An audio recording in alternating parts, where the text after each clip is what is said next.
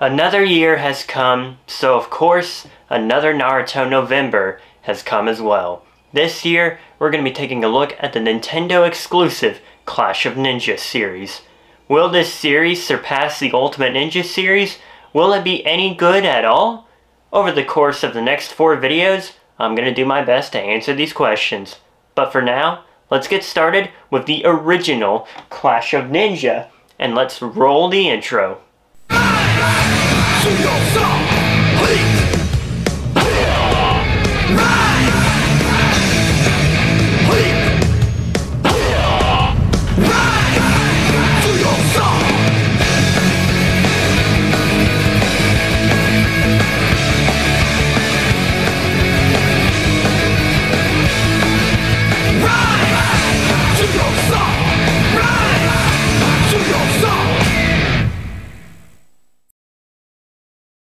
Right off the bat, let me give some context.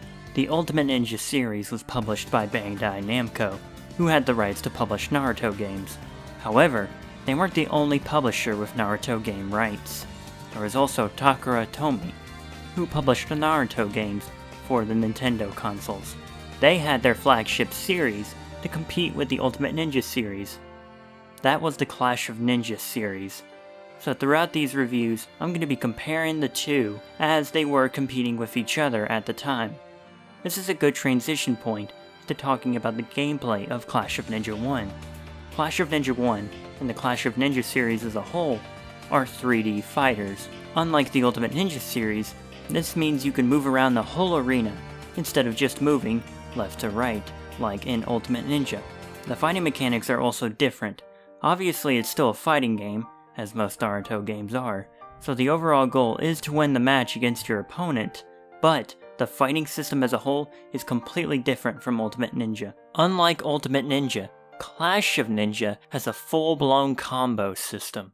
It's actually fairly simple and fun, and it mainly involves just combining different button inputs and directional inputs on the controller. For example, you can do a basic combo by just pressing the B button, or if you hold the analog stick down and press the B button, followed by repeatedly hitting the A button to form an entirely new combo. It's a really fun system, and each character has their own variation of certain combos.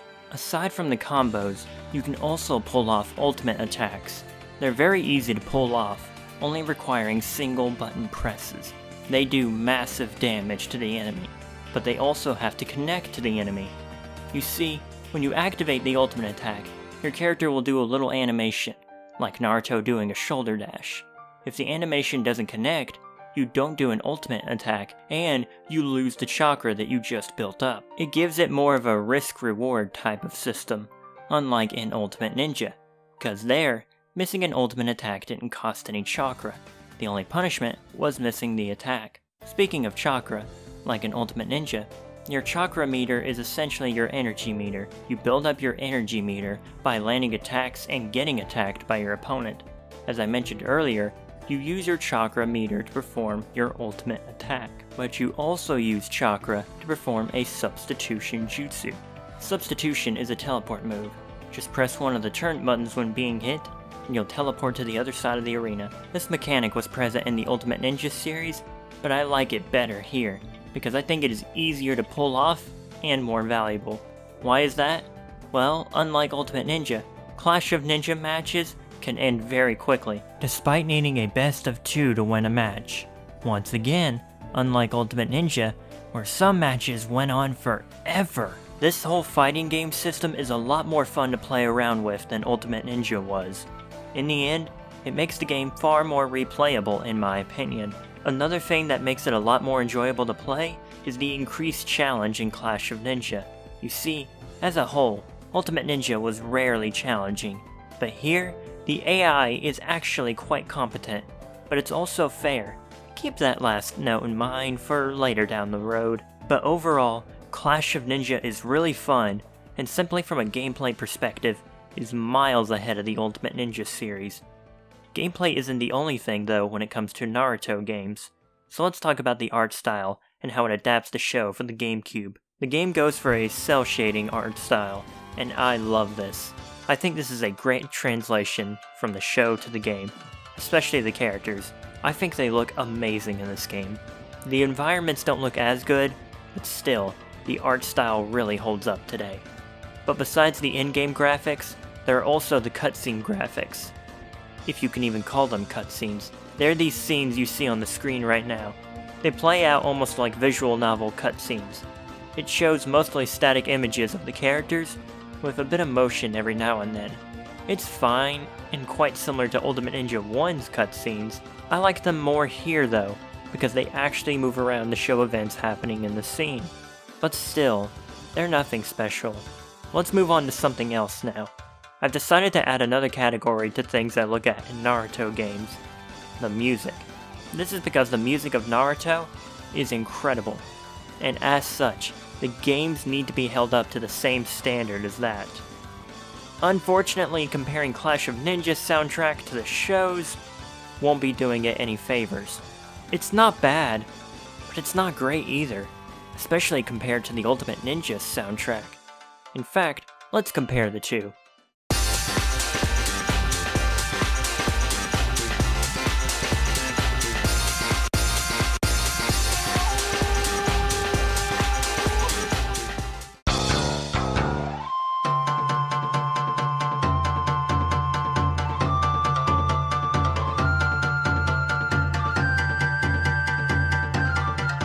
It speaks for itself, but again, it's not bad, but it doesn't really fit Naruto.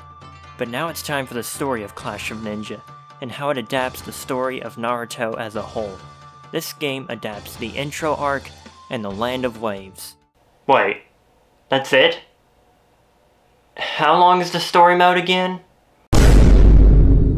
21 minutes! That's it?! Keep in mind that I watched the cutscenes and stayed for the credits. You can probably skip those and beat the story in less than half the time. The fact that these stories are given so little time takes away any emotional impact that they could have had. I get it, this is primarily a fighting game, but that doesn't give you an excuse to skip out on the story. One of the other things that annoys me about the story is the fact that you only play as Naruto. Yes, the show is called Naruto, but a major part of my love of Naruto comes from the various side characters. So not being able to play as them is very disappointing. I wish I could tell you there is more to the game than just that, but there really isn't. There is only one unlockable character, Rock Lee, bringing the total number of characters to 8. This leaves the original Clash of Ninja lacking in a lot of areas. While the gameplay and visuals are really solid, the story and lack of content ultimately leave the game feeling really hollow. Thankfully, less than a year later, Tomy would release Naruto, Clash of Ninja 2. And when I say less than a year, I mean 9 months. The original game was released on April 11th, 2003, and the sequel came out on December 4th, 2003. Anyone expecting a dramatic overhaul in gameplay should go somewhere else. Clash of Ninja 2 is more or less just an expansion to the original game, featuring almost exactly the same gameplay, with maybe some slight alterations, and an expanded story mode. But before we move on to the story mode, let's look at the one new major addition to the gameplay. There is a new fighting mode, where 4 characters can fight at once. It's kind of chaotic, but that's kind of what makes it fun. Not really much to say about this new mode overall, it's just a really neat addition. The much more interesting new addition to the game is the increased roster. The game more than doubles the roster of the last game, adding much needed replay value and longevity to the game. Granted, the way you unlock all these characters is not exactly the most intuitive. You have to buy the characters using the money you earned by playing the game. But the money earned by playing the game modes is pretty limited, making the speed at which you unlock characters very slow. The graphics and music are about on par with the first game. There may have been a few new tracks added, but I didn't notice any new ones. As far as the graphics go, I think they really just copy and paste them. Normally I'd be more critical about this, but considering they only had 9 months to get this game out, I'll take what I can get. So the game's not perfect. It's largely just a repeat of the first game. I can forgive all that though, because the story is a massive improvement over the first game. But I'll get my gripes with the story out of the way first. Instead of the body portraits from the last game, They just use these headshots for the cutscenes between fights now. It's not terrible, I just prefer the style of the last game, even though neither option is exactly perfect. Also, some parts are kind of lazy. Like at the beginning of the game, I swear they reused the exact same line of dialogue from the first game. Sakura! Are you okay? I didn't mean to... You are so annoying! Come on, Sakura! That's not fair! Sakura, are you alright? You took me by surprise, so You're so annoying! Ah! Sakura, that's not fair! Also, this still isn't the greatest adaptation of the Naruto story. Certain parts just aren't explained very well, like I don't think the game mentions Gaara's backstory at all. With that out of the way though, let's talk about why the story is much better than the first. For one, it's much longer. The game still covers the intro and the Land of Waves arc, but it also covers the Chunin exams arc. This adds a lot more battles for the player to experience the story. Also, you don't just play as Naruto this time, you get to play as other characters as well. This alone would make me recommend this game over the original. But the improvements don't stop there. There's even some variety thrown in. There's a beat 'em up level in the Forest of Death. It's kind of awkward due to Naruto only being able to target certain enemies at a time, indicated by the arrow at the bottom of his character model, but still, it's really enjoyable. I think more of this would be great. Now there's one last thing to point out, and that's the difficulty. I can barely recall times when Ultimate Ninja challenged me, but Clash of Ninja always manages to put up a good fight. The first game didn't challenge me much, but here, some of the story fights are actually quite challenging. However, the fights here are still fair. Remember that part for the future. Trust me, it'll be important. Overall, this story mode makes this my favorite game in the Clash of Ninja series so far. While it may have started out bumpy, the sequel seemed to put things in the right direction. Clash of Ninja 2 is a really good Naruto game.